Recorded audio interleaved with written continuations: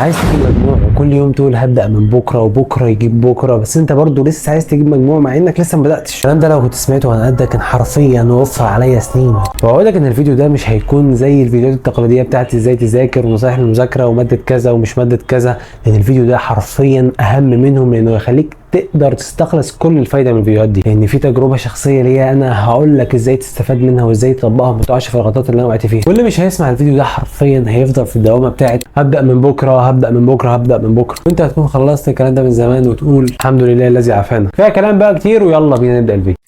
وحشتني اقسم بالله بجد وحشتني، وانا سعيد ومبسوط فعلا وانا واقف قدامك وبتكلم كده. بوعدك بحلقه باذن الله تاريخيه تفرق في تاريخ حياتك. ولو انت بقى اول مره تشوفني فانا زي وقناه هنا هدفها بكل بساطه ان هي تحول المذاكره من شيء عقيم وممل ومقرف لحاجه ممتعه جميله انت بتعملها كل يوم بانبساط، وبتساعدك كمان تحقق هدفك اخر السنه. فعشان ما تفوتكش اي حاجه جديده زي المعسكر اللي كان الاسبوع اللي فات على سبيل المثال يعني، فعل زر الجرس عشان ما يفوتكش المعسكر اللي بعده. سبتمبر 2024 الحقيقه الشهر ده كان مميز شويتين بالنسبه لي، لان انا تميت فيه 20 سنه. ربنا يرزقني ويرزقك بركه في العمر. المهم انا جيت في اليوم ده وقلت ايه، انا لازم اخلي السنه باذن الله اللي هتبدا دي تكون فيها شيء مميز جدا. فقررت ابدا احط اهداف لنفسي باذن الله عشان احقق السنه الجايه. وخلاص فعلا اول يوم عدى وكان مؤشر هايل جدا في بدايه التغيير، وقلت لو انا كملت سنه كده فباذن الله هتكون سنه عظيمه. وبالفعل خلصت اول اسبوع. لما جيت بعدها واشوف هو انا خلصت ايه، لقيت ان انا تقريبا ما خلصتش اي حاجه من اللي انا كنت محددها لنفسي. طب وبعدين يا جدعان، طب انا هعمل ايه كده؟ في مقوله بحبها جدا لاينشتاين بتقول هو ان قمه الغباء هو انك تكرر نفس الفعل مرتين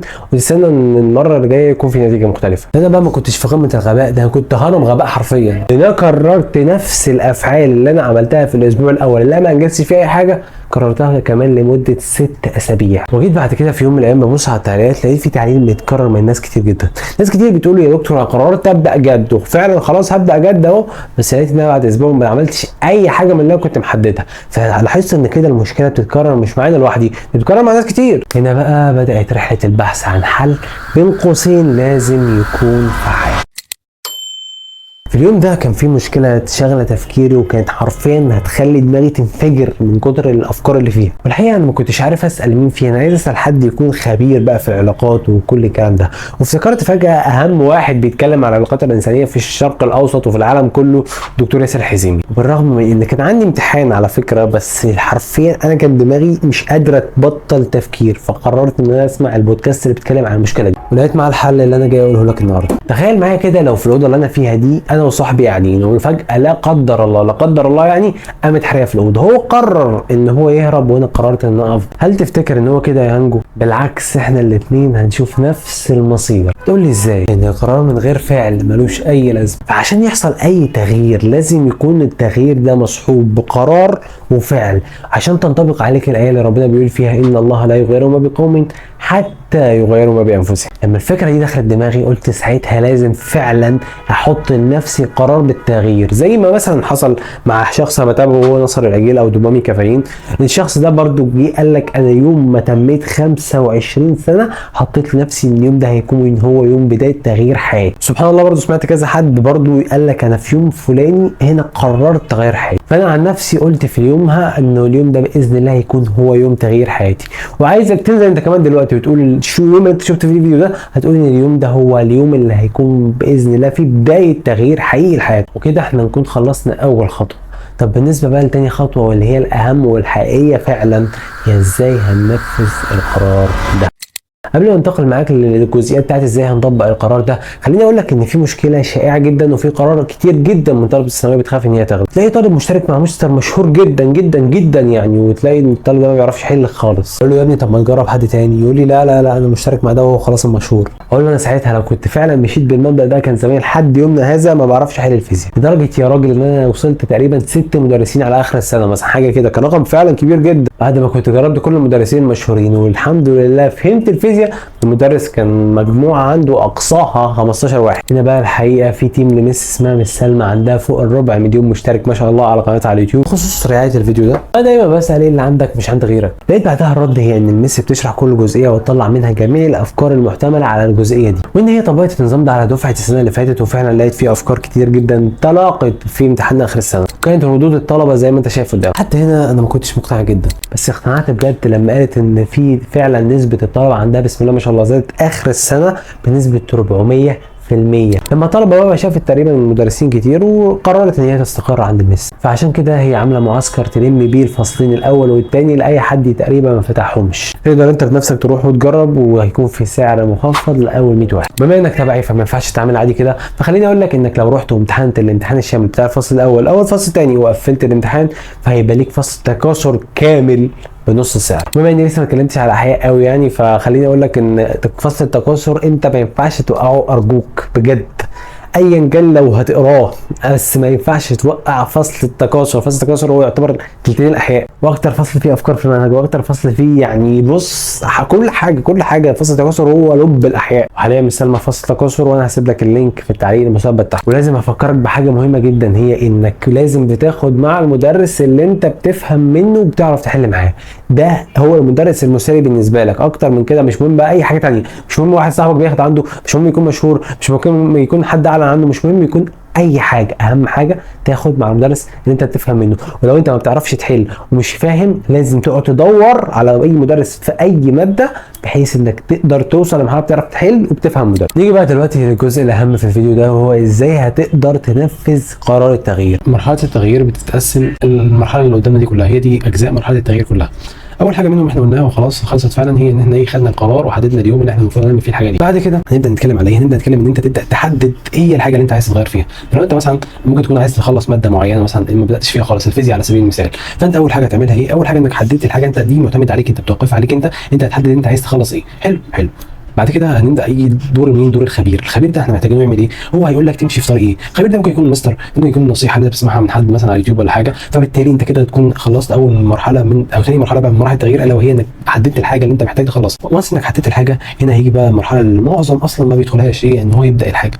ناس كتير جدا ما بتبداش الحاجه اصلا. ليه بقى؟ لان هي بتبقى خايفه خصوصا من النتيجه بتاعت الحاجه دي. ليه بقى؟ هتلاقي مثلا ناس كتير، مثلا واحد خايف يسمع شرح معين عشان مش شايفه، واحد خايف يبدا حل حاجه معينه مش هيعرف يحلها، واحد خايف يبدا في اي حاجه في حياته، خايف الناس تقول عليه ايه، طب مش عارف ايه، طب ابصر ايه. كل الحاجات دي انت ينشأ عن نتيجه خوف. طيب الخوف ده احنا المفروض نعالجه ازاي؟ الطريقه الامثل والاحسن والاضمن باذن الله انك تعالجه هي انك تخلي التارجت بتاعك هو انك تعمل الحاجه، الفعل نفسه، مش مالكش دعوه بالنتيجه. والله انا مثلا بدات اول درس في الفيزياء ولقيت نفسي مش فاهم حاجه، بس انا اوريدي سمعته وحليت، طيب انا كده اصلا نجحت لان انا حققت التارجت اللي انا كنت حاطه. والله لو فهمت وحليته ولقيت ده زي الفل، ده احسن حاجه كده، الحمد لله. لما لو ما لقيتش، انا اصلا كده حاطط لنفسي تارجت ايه؟ الفعل. طيب هتيجي بعد كده، بعد ما بدات الفعل خلاص انت وصلت لمرحله فيه كويسه، انت بدات فعلا رجليك واخده على الحاجه، بدات انا بقى محتاج اتطور في الحاجه دي، ومثلا محتاج اقفل الفيزياء، مش محتاج بس ان انا بدات فيها خلاص وبذلت مجهود فيها خلاص وانت عارف ايه بتقول، لا انا عايز اقفلها بقى. هنا بقى يجي الدور اللي بعد كده، هي مرحله الاستمراريه. مرحله الاستمراريه دي هي المرحله الاهم، لازم هي دي اهم حاجه في الرحله كلها، لان بدون استمراريه مش هتعرف تكمل اي حاجه في حياتك. مشكله مرحله الاستمراريه دي بتواجهك فيها 3 حاجات. الحاجه الاولى منهم هي التشتت. والتشتت ده بصراحه كان بيواجهني شخصيا، قلت لازم اول حاجه اخلص منها التشتت. والتشتت بصراحه خلص معايا ب3 حاجات. الحاجه الاولى منهم هي ان انا بدات اخلي الموبايل هو ساعه واحده في اليوم، 1 ساعه في اليوم، وبتكون بعد ما خلصت تو دو ليست. غير كده الموبايل بيبقى مقفول وفي اوضه ثانيه، فاهمني؟ ليه؟ بحيث ان انا ما افكرش فيه اصلا. انت ما تبذلش مجهود انك بتبدا تفكر في الحاجه، انا بقاوم بقى لا بلاش افكر في الموبايل وبتاع، لا انت اصلا كده الموبايل في مكان تاني، انت كده راميه في اوضه ثانيه، فما بتفكرش فيه اصلا. فدي اول مرحله التشتت. الحاجه الثانيه اللي حليت بيها التشتت هي انك تصحى كل يوم في نفس الميعاد. صدقني تصحى في نفس الميعاد ده حرفيا ده سحر، اللي هو وسلام لو الفجر او قبل الفجر كمان، تصحى كل يوم في نفس الميعاد، ده باذن الله هيضمن لك يوم مليان انجاز وانتاجيه. هي ان انا بحاول اعزل نفسي في مكان لوحدي. ليه؟ لان احيانا كتير بتبقى العلاقات، الاصدقاء، القرايب، الاهل، احيانا كتير بيبقى هم مش فاهمين انك محتاج تركز شويه اكتر على اهدافك والحاجات اللي انت عايز تحققها، فبالتالي بيكلموك عادي، انت يلا نخرج، فتخرج مع اصحابك، اهلك تقعد معاهم طول اليوم ما تعملش اي حاجه، ما تذاكرش. هم في الاول وفي الاخر انت محتاج انك تبدا تفكر في الحاجه اللي انت عايز تعملها، فاهمني؟ انت محتاج تفكر فعلا انك عايز تحقق حاجه، فبالتالي تبدا معلش شويه تضغط نفسك مع نفسك انت لوحدك معظم الوقت، وخلي يعمل علاقات والاصدقاء والاهل طبعا لازم مثلا تقعد معاهم في الساعه اللي انت ماسك فيها الموبايل دي، بحيث انك تكون قعدت مع اهلك. طبعا انت كده بتقعد تاكل معاهم، بتقعد مثلا كل شويه تفصل من المذاكره، بس لازم يكون في ايه؟ بلك كامل من الشغل او المذاكره ساعتين 3 وهكذا. تيجي بعد كده تاني حاجه هي الكسل. الكسل دي مشكلتها انك ما عندكش يعني ليه، عارف الليه بتاعتك او الواي بتاعتك، انت بتبدا الحاجه دي ليه؟ معظم طلبه ثالثه ثانوي تقول لك ايه، والله انا عايز اوصل مثلا عشان اجيب مجموع اخش كليه طب او اخش كليه هندسه او صيدله او اي، بس صدقني دي مش تنفع ليه. امال اللي هتقول لي امال احط ايه اللي بتاعتي او الواي بتاعتي؟ اقول لك تخيل معايا كده يوم النتيجه، البيت عندك هيبقى عامل ازاي؟ هل هيكون البيت عندك كله فرح وزغريط وناس داخله فرحانه وناس بتبارك لك وي وي وي وي، ولا اهلك بيقولوا معلش يا جماعه ما كانش عندنا ثالثه ثانوي، ده هو بس يعني ايه قدر الله ما شاء فعل وكذا وكذا وكذا.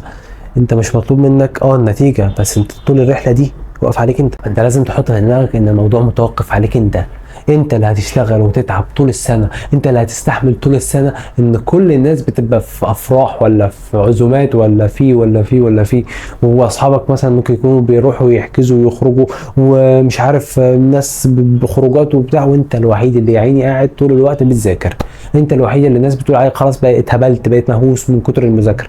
صديقي واقسم بالله هي دي اللي هيوصلك بجد باذن الله. اعمل كده يا عم ووصل لدرجه انك بقيت بتشتغل طول الوقت وبتذاكر طول الوقت. انت مش حبا في المذاكره، انت حبا في ان راسك تترفع اخر السنه، انت حبا في ان المشهد اللي انا بقول لك عليه يا فرحه يا زعل اخر السنه يبقى فرحه باذن الله. وربنا بيعين الشخص اللي زي ده على فكره، لانك ما يغركش الناس اللي بتغش وتدخل مجموع ومالكش دعوه بالناس دي. انت مطلوب منك ذاكر وباذن الله ربنا يخليك اهم من المصدر اللي بيغش منه الامتحان. انا عارف انا بقول لك ايه كويس. ثالث حاجه بقى موجوده معانا هتبقى مين؟ هيبقى عندك هي الصعوبه. انت لازم هتقابل صعوبات في رحلتك دي. انت محتاج مثلا هتوصل، انت كده محتاج تجيب مثلا مجموع من 10% بس من الدفعه، 10% بس هم اللي هيجيبوا المجموع ده. انت فاهم متخيل الرقم عامل ازاي؟ فانت محتاج تبقى واحد من 10% دول. فانت محتاج هتقابل صعوبات كتير جدا جدا. طب ازاي هتتجاوز الصعوبات دي؟ اقول لك في طريق واحد بس، هو انك بتستمد ثقتك من ربنا. انت ثقتك في نفسك انك هتقدر تعدي اي حاجه، مش لانك شاطر ولا انك جامد ولا اي حاجه، لا لا لا، لان ربنا معاك وقال لك انا معاك. فكمل وصدقني احسن حاجه تروح بيها لربنا هي صلاه قيام الليل. وصلاه قيام الليل لازم اصلا انت لو بدات تعملها انت اصلا كده كده تكون بتصلي قبل كده، فيا سلام لو انت بتصلي قبل كده وتبدا تصلي قيام الليل. صدقني الليل ده بقى قيام الليل بتاع المعجزات، المعجزات بتحقق في قيام الليل صدقني. بس انت اعمل اللي عليك قوي وساعتها تبدا تدعي وتطلب من ربنا قوي قوي قوي، وصدقني والله هيكرمك.